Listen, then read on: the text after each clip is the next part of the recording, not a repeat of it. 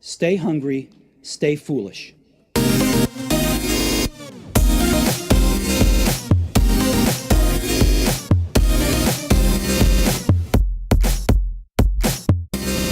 Obesity is at an all-time high. Lots of people at work are working with high visceral fat around their organs, love handles, bellies, or man boobs. In a knowledge economy, taking care of our bodies is extremely important because they power our brains. And today's guest is performance and health nutritionist, body recomposition expert, whose clients include England Rugby, Tottenham Hotspur, Man City, and currently Reading and Bournemouth football clubs. Matt Lovell is an expert in corporate wellness, and we welcome to the show. Welcome, Matt. How are you doing? It's great to have you on the show, man. It's been a long time, and just to give our listeners some context, you and I met during my time with London Irish Rugby Club, and I found it transformational, the work you did with us back then, and it was way ahead of its time. So it's great to reconnect with you, man. No, thanks a lot. Like a lot of things, it goes quickly, and it also seems like a lifetime ago as well. It sure does, and it's interesting because I'd like our listeners to understand this isn't going to be about elite performance, but it's going to be very beneficial for anybody who is an elite athlete or an elite performer of any kind. But the elite performance we're going to talk about today is in the office. When we met and I was in the world of diet and training and nutrition, my context was very, very different than it is today, because I understand today the stress people are under in the workplace, the challenges they have to get good diet and good nutrition. But I hope today to get some wisdom from you, Matt, about how to overcome that and some tips that we can use in the workplace to overcome this growing obesity problem we have in society. Yeah, absolutely. I think the term obesogenic environment is really apt. We basically live in a situation where you have to work quite hard to stay lean, because the choices we're faced with and the convenience combined with a lack of necessary movement to get places, energy-saving devices and so on, are all conducive to basically putting the body into storage mode. So it's a tricky one, because you talk to a lot of people and they say, well, we're just eating too much and we're not moving enough. And whilst that seems very simple to say, and it's absolutely true, you know, if you do those two things, you are more likely to store fat as fuel. The problems must run a bit deeper than that, because if it was just as simple as doing that, then everyone would just do it and then everyone would be of a normal weight. Clearly they're not. So there's a multitude of maybe deeper factors that need to be resolved in order to resolve this issue. And it's interesting, Matt, you say that even people who are overweight, so they don't have to look obese, but they're clinically obese due to an extreme lack of muscle. And this is a kind of a hidden killer. And these are the type of people who go and go, they might die of a heart attack or they might be diagnosed as obese. And people go, what? How did that happen? I'd love if you explained a little bit about that. So you've got a few things in there. One is that you'll be a certain weight for your height. So that's termed a body mass index. So it's kind of like how tall are you versus how wide are you, including waist circumference. Now, whilst that is a crude measure of body composition in a non-active population, it normally does relate to how fat someone is. As soon as someone becomes active, then it becomes much, much less relevant. So a rugby player back in the day, like Lawrence Dallaglio, would be a BMI of 33, so he'd be defined as clinically obese, but clearly with a fat percentage of sub 10%, a huge amount of muscle. All of that weight that he's carrying is functional strength and functionally built to play the game of rugby. Now, equally, if you get a busy exec who doesn't go to the gym, sits around for 8 hours a day, doesn't eat very much protein, doesn't exercise, and they might have a BMI of, let's say it's 26, 27. So it's just outside the normal range of 19 to 25. So they're just a tiny bit overweight. But with someone like that, because of their lack of movement and their sedentary lifestyle, you might find that their body fat percentage might be way over 25 or even over 30% fat. So whilst clinically they would be deemed just as overweight, they're actually metabolically very over fat. So they're technically obese in terms of their fat percentage, but they're only overweight in terms of their total body weight. So One of the first things I'd suggest anyone does that is interested in this area is to test a few biometrics and get some numbers. So, invest in a set of scales that can read your body fat, the bioimpedance scales, get a tape measure, do some basic arithmetic and work out your body mass index, your weight, see what the scales are saying in terms of an estimated body fat, get the tape measure around the waist. That waist measurement is as good a reflection as any of your body fat and your visceral fat levels. So the visceral fat is the fat which is underneath the abdominal wall. So it's not fat you can actually grab and squeeze. It's actually the fat internally around the organs, which is more of a risk factor for cardiovascular disease. It's that one, Mal, actually, that really struck me, because about 3 years ago, I went to a gym and they had just got a new machine. They got in a machine like this and they tested me, and I was like cock of the walk, kind of going, I'll be fine, because I looked in great shape. And then he tested me and he kind of goes, okay, well, there's good news. You have metabolic age of a 28-year-old. And he said, but there's some bad news. And the bad news is you have a very high level of visceral fat. I thought he was joking. And he goes, no, I'm serious. And I go, why is that? And he said, 2 reasons. One is lack of sleep. And I had just had a new baby at the time, which explains that. And the other is high work stress. And he said, and when both of them come together, you have problems. And I was thinking, there is a massive majority of the workforce that are in that position, and they may not be lack of sleep because of a baby. It might be work stress, it might be relationship stress, whatever it is. But lots of people are living in that state, that fight or flight state, where their body is constantly in fear and stress, and that creates huge levels of cortisol, which in turn creates the belly fat and the body fat.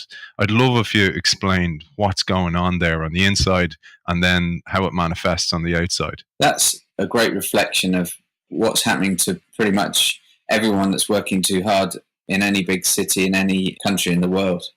The fight or flight stress response is there. It's a survival mechanism, and it's sometimes called the fight, flight, or freeze response, because essentially when presented with danger, you'll either run, you'll either attack, but sometimes you can't do either and you stay still and you freeze. And it's related, if it's something that happens immediately, such as saber-toothed tiger jumping out on you or someone literally attacking you, you'll release a large amount of adrenaline, which is a fast-acting stress hormone. Its purpose is to cause the body to dump a load of sugar and fat into the bloodstream.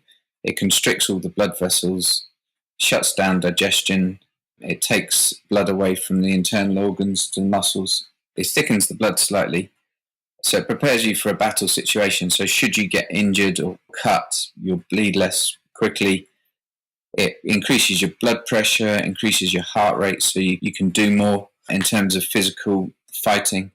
And that's essentially what adrenaline does. But then if we take a slight step back, there's what might be termed a slow-acting adrenaline, which is cortisol. So cortisol is released more in terms of perception of impending threat, longer-term stressors such as lack of sleep, marital stress, work stress, impending threat. If you've got deadlines, interpersonal difficulties in the office place, that sort of thing. So what that can do is raise your cortisol and keep your cortisol raised.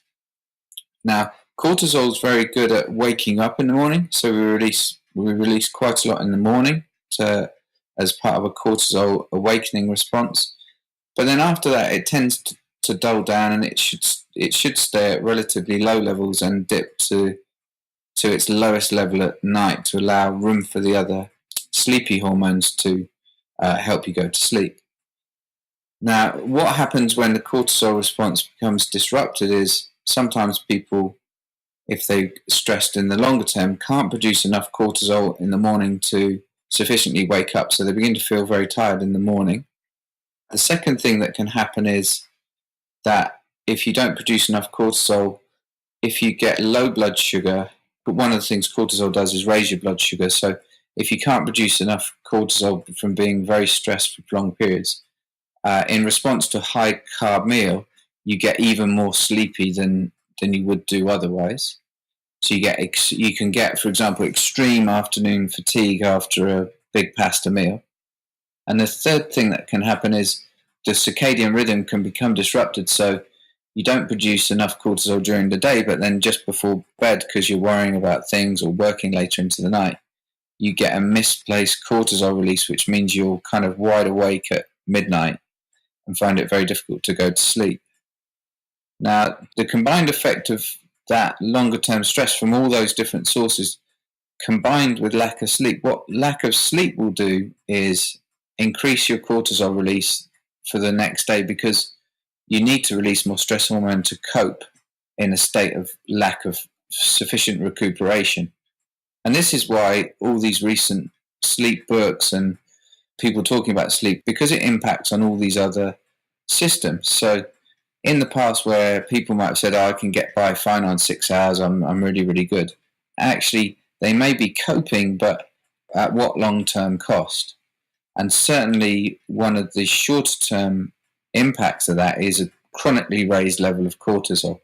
In terms of what that does to your, let's say carbohydrate cravings, well, cortisol is known to trigger an increased craving and requirement for carbohydrates, because when you eat the carbohydrates, it slightly blunts and lowers your cortisol levels somewhat.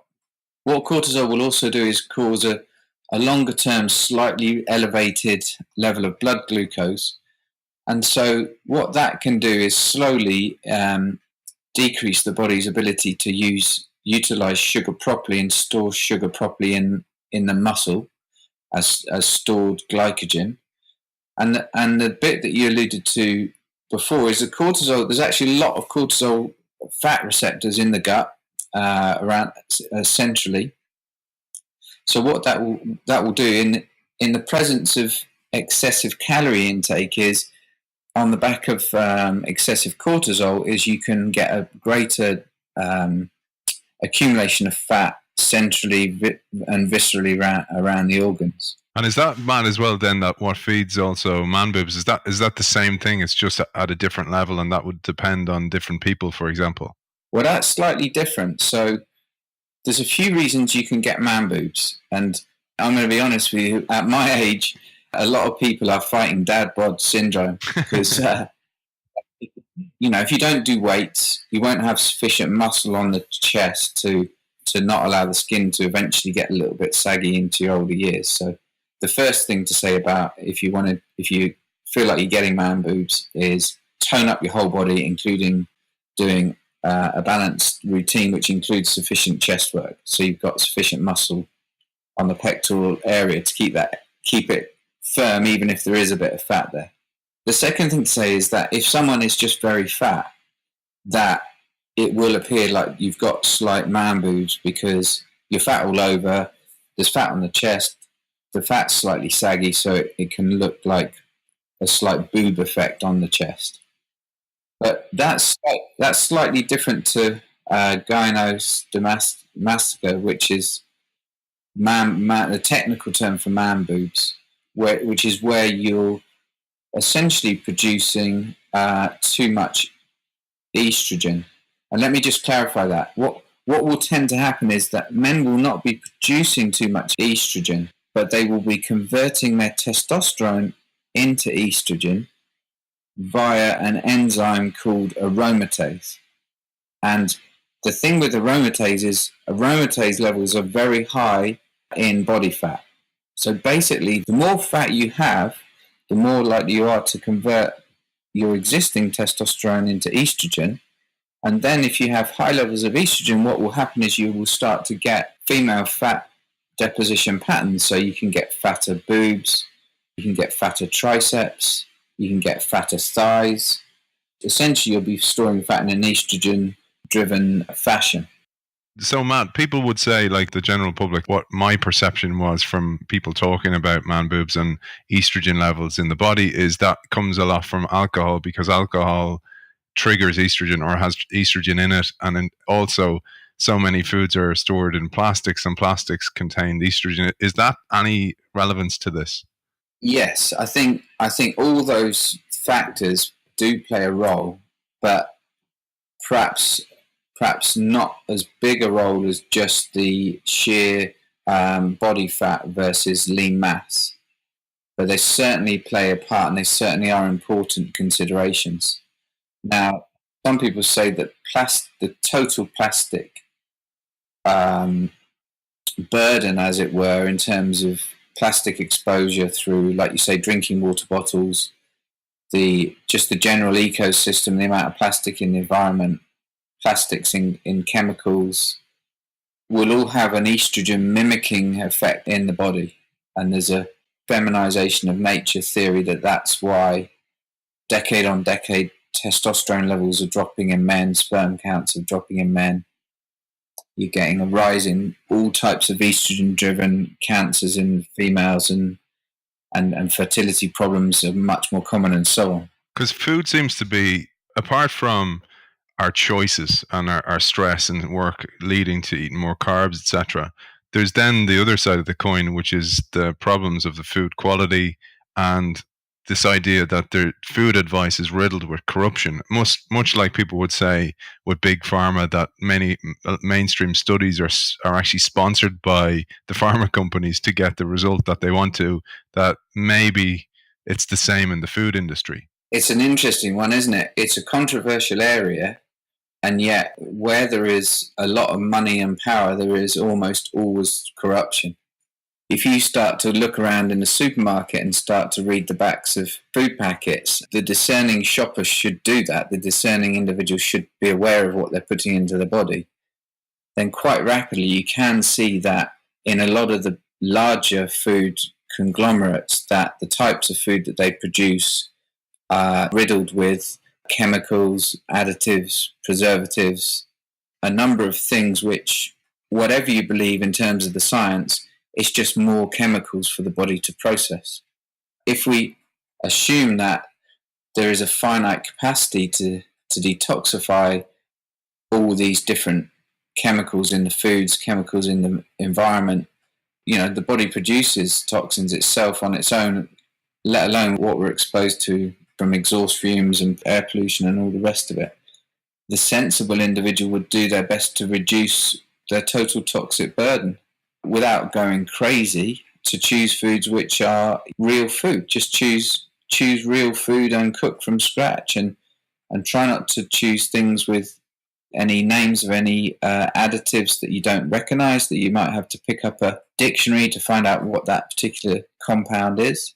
General common sense around that sort of area. But the problem is that we're not taught this. Even people in the corporate space, really well-educated people, it's not taught in schools. The only practical way people learn this is if they've got a personal interest in the area and they've read around the subject, or if they hire a nutritionist or someone that knows more than they do. And this is exactly why it's a pleasure to have you on the show, because I find I go to the gym 5 days a week. It's part of my day. So I build it in as actually part of my day. And if I don't do it, it's like I haven't charged up my brain for the day. As a result of doing it, my productivity is so much higher. I get more done in less time. And therefore, I'm not bringing work home. I'm not up late. I'm not stressed about work because I've got it done in the time I have done it. And yeah, it's a challenge to get out of bed and do that, but it becomes a habit after a period of time. What I'm leading to here is we're going to look at your formulas to deal with this. But before we go there, it'd be great to understand, in your terms, how the work you do on your body powers your brain in this knowledge economy. Well, it's a known fact that sedentary, overweight people at work are less productive. The studies are done all the time, and they get sick more often, and their capacity to produce work in a given time is lesser than someone that keeps themselves fit. And that is probably down to, like you've mentioned, is they just don't. They might feel like they're working twice as hard as someone else, but their energy and their drive, which is related to their neurotransmitters and other hormones in the body, it's not functioning at the optimum capacity because they're eating the wrong foods. The body composition is poor. There'll be all kinds of things going on in the body which are producing more inflammation. which can take away from feel-good hormones like serotonin. And in that state, in that kind of stressed, over-fat, under-muscled state, then the potential for increased stress hormone release will reduce the brain's capacity to work properly as well. So there's all kinds of things that can go on in that situation, which you can actually fairly quickly turn around. Often I find people that are changing the way they eat will begin to feel better within 2 or 3 days, and there will be a marked, measurable difference in productivity and some of their physical parameters within a couple of weeks, as long as they're doing everything you ask of them. It's like a keystone habit, isn't it? It's like once you do it, you drink more water, you eat better, because you start weighing up these kind of balances of, I'm after doing all that work and I'm after burning those amount of calories. I don't want to waste my calories eating that muffin or whatever it is, whatever the way in a lot of corporate environments, there'll be pastries lying around, or, those bars that look like healthy breakfast bars, but they're actually laden with calories and sugar. But also the other thing is you tend to stop drinking, because I find a lot of people feel bad that they're not in good shape. And because they feel bad, then they turn to the crappy foods, or else they drink alcohol, and alcohol then triggers more crappy foods. Yeah, so one of the cycles of not getting out of that kind of obesogenic environment is to do with self-esteem. That's one of the hardest ones to crack, because, like you say, people feel bad about themselves, and then they eat more, drink more, do whatever to kind of de-stress themselves. They get a short-term de-stress, but a long-term increase in their bodily stress by taking in excessive amounts of fats, sugars, salts, and maybe booze and other recreational drugs as well, potentially. So, Matt, it'd be great to look at now the solutions. I think one of the best ways, and a great one for this time of year as well, so it's coming into, it's July. So a great one would be your Quick Start 4-week fat loss guide. What I loved about this is you talk about vision as well. You talk about how do you start even about seeing yourself differently. And it reminded me so much, and we talk about this on this show all the time, strategy within companies, vision, mission, values, etc., that you talk about a body transformation plan is exactly the same as a business transformation plan. And the first place to start is vision. 100%. I think if you don't spend the time on that in the first instance, it's almost destining your plan to fail. I often find people that get going too quickly without running through the firm reasons why they want to get where they want to get to, and where that is, and how they're going to measure it, and all those sorts of simple things that we're told time and time again, but really things that can be skipped over and missed if people are a little bit too impatient. So yeah, the vision piece is essential. And then I quite often get people also to go through a pleasure pain document, which it really looks at how much you value the end point of the vision, how much you value the current practices that you might deem pleasurable, that you might currently think that you're finding are a good thing to do, like the 2 glasses of wine at night to de-stress, that kind of thing.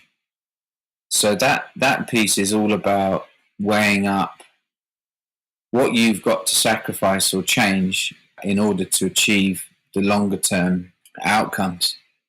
So essentially, it's knowing where you are, where you want to get to, then working out the plan to get where you need to get to. And the final part of that is being able to adhere to the plan. The adherence is equally as challenging. And it's why lots of people they do a diet for a given period of time, then they fall off, they slip back into the old habits, and then they end up, back at square one a period of time after. It's that, isn't it? It's habits, because I see this in business transformation, whether it's innovation, digital, people and culture, whatever it is, that there's initial kind of excitement. It's like a splash, but what we want is a ripple. It's easy to change business models, but to change a business model for a lasting period of time, you need to change mental models. And when I read your blog and your work, it triggered with me. That's the exact same thing. You really make the change when you make a mental leap. And that's why I thought the visioning process that you go through in order to get to your diet change is so fundamentally important. A really common bit of feedback that I get is that the new way of eating isn't as difficult as what people thought it might be. People often say, I don't feel like I'm actually on a diet, and I actually say good, because that's the last thing I actually want you to feel.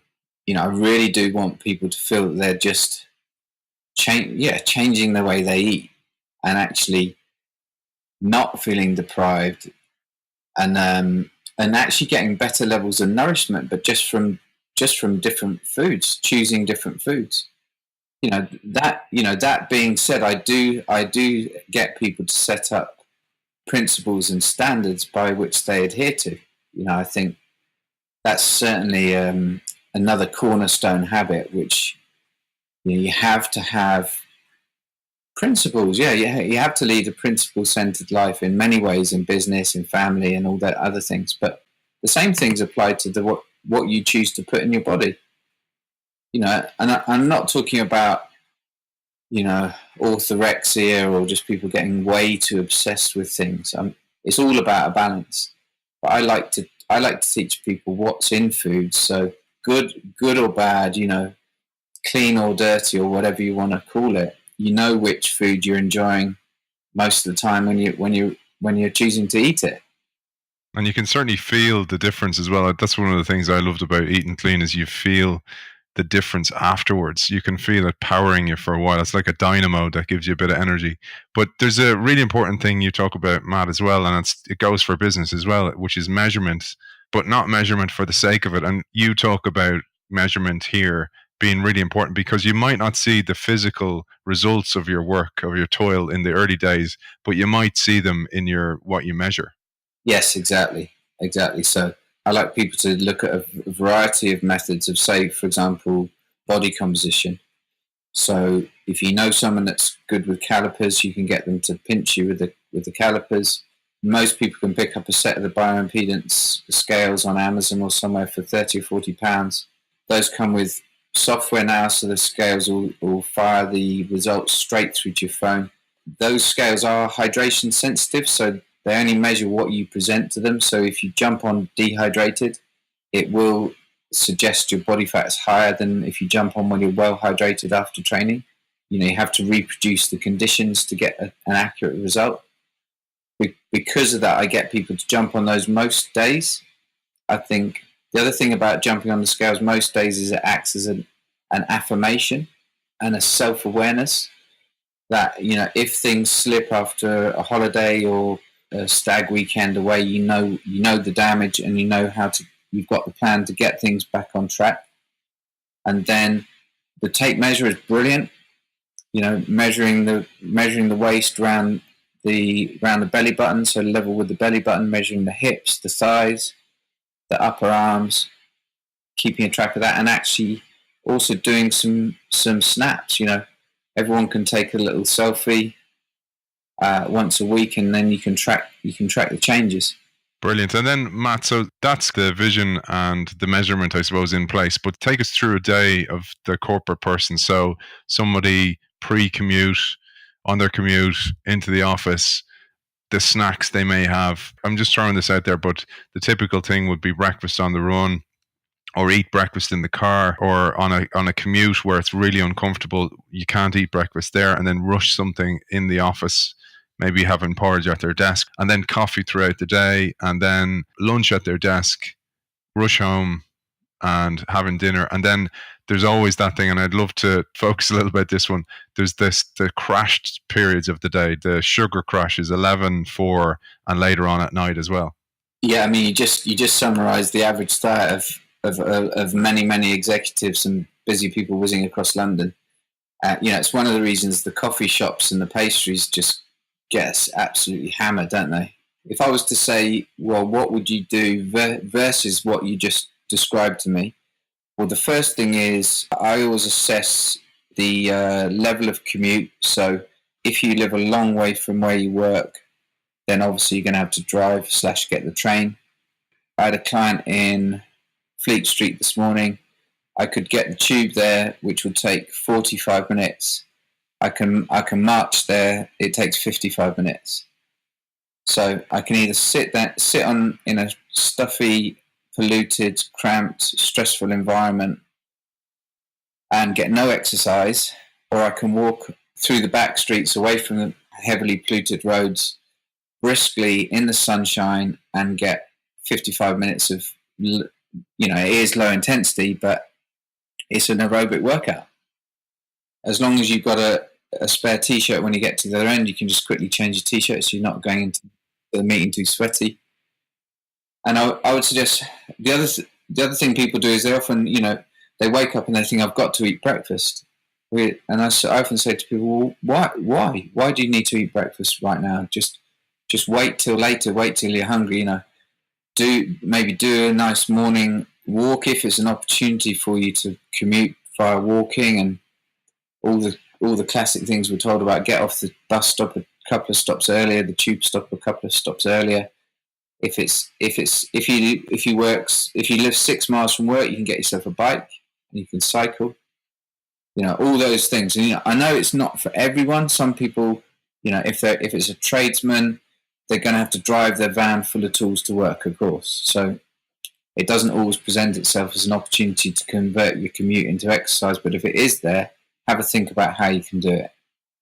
Second thing I'd say about generally eating throughout the day is that I find for myself and for a lot of clients that avoiding excessive amounts of carbohydrate through the day seems to keep energy levels higher. And that's because you don't get a huge influx of sugar and then a release of insulin, and then maybe a low blood sugar type feeling straight after the meal, which makes you feel really, really sleepy. So I've lost track of the amount of clients who I've switched to, protein salads, protein vegetables at lunch, and then they're all saying, now I'm not sleeping in my afternoon meetings because I've stopped having my pasta salads or my baguettes or my sandwiches or my baps. Fasting is quite in vogue, and it is a valid method to reduce overall calories and therefore reduce your body fat. So pushing your first meal of the day back a bit, so you might have your first meal at lunchtime by essentially skipping breakfast or just having something very light or protein based for breakfast, like 2 eggs, coffee or something like that. I think putting a little protein snack in the afternoon is helpful, because often that means when people get home, they're not absolutely ravenous, get through the door and then begin making bad food choices as soon as they're through the door because they're super, super hungry. Or if they've gotten dehydrated and then they get through the door and then all they're thinking about is a cold beer or cold glass of wine, and they're not really maybe after the alcohol, they're just after some fluids. And by being dehydrated when they get through the door, they'll possibly drink 1 or 2 beers or 1 or 2 wines before they've even thought about it. Suddenly they're 5, 6, 7 units in, and they haven't even started cooking their dinner yet. I think if you skip your early morning feed, push the second feed back a bit, you can afford to take in a few more calories at night. And I'm a fan currently of not overly restricting calories at night, but creating a deficit throughout the day, or possibly by working out before you get home for your supper. And there's a couple of reasons for that. One is I find that if you reduce calories too much at night, some people can have difficulty sleeping. The second and third reasons are often at night it's the time where you're home with the kids, with family, with the wife or partner, and it's conducive to a family occasion. You're sitting around, you converse, you socialize, and it's often around a meal. That's a nice thing to do socially, family unity and that sort of thing. We're also programmed to want more calories at night, possibly a survival-based mechanism around, making sure you store enough calories so that in times of famine there's enough there. It is the case that lots of people crave a bit more of those types of starches at night, so rather than restrict them too much, you can have a few more by creating a deficit earlier in the day. Now, if someone has very poor glycemic control or very poor blood sugar control, then yes, of course, I would shift the balance of carbs in the evening as well as throughout the day. But mostly, if you can create a deficit somewhere and then a surplus somewhere else, as long as if fat loss is your goal, as long as your overall deficit is sufficient in a 24-hour and weekly period, then you will make progress. Brilliant. And last question for you, Matt, then, because there's loads more, by the way. We could go on forever because you talk about nutrition, you talk about supplementation, etc., on your website, and I'll ask you where people can find you in a second. But the one was interesting. You said about fasting. So if I fast in the morning, I push my breakfast out. What about if I train? Do I need to eat directly after I train to get energy straight into those muscles, or how does that work? Okay, so there's two things there. One is if you're going to train later in the day and you're training for performance, then by not eating after the first session of the day, the second session is going to be compromised for sure. However, if you're training not for a performance effect but for an aesthetic effect, then delaying your refeed after your morning workout will potentially prolong the amount of fat you can burn following the workout. So as soon as we eat carbohydrates and release insulin, the fat burning machinery is sort of downgraded. It doesn't completely stop burning fat, but you might go from burning 80-90% fat down to 10% fat for fuel. The second thing to say is lots of people, I was guilty of this back in the old bodybuilding days and stuff, is to get the protein in straight after the workout. What's now known is actually that really the only thing that matters about in terms of muscle building is your 24-hour protein balance around the workout. That's to say is not stressed unless bodybuilding and high performance muscle-based power sports are your profession, in which case eat straight after. But if you're just training recreationally 3, 4, 5 times a week, you can finish your workout, make your way to your next meal and eat a meal within a couple of hours of your workout. As long as you're eating sufficient protein in your other 2 or 3 meals, you'll make gains fine. That one's really interesting. Well, Matt, it's been an absolute pleasure talking to you. And where can people find out more about you and your work and your corporate wellness work? 2 places. One is aminoman.com and the second is matt@aminoman.com. Those are probably the 2 easiest ones to remember. But if you search Matt Lovell Nutritionist, Matt Lovell Sports Nutritionist, a few things should pop up. Yeah. Matt Lovell, performance and health nutritionist, body recomposition expert. Thank you very much for joining us. Thanks a lot, mate. I appreciate you having me on. Thank you.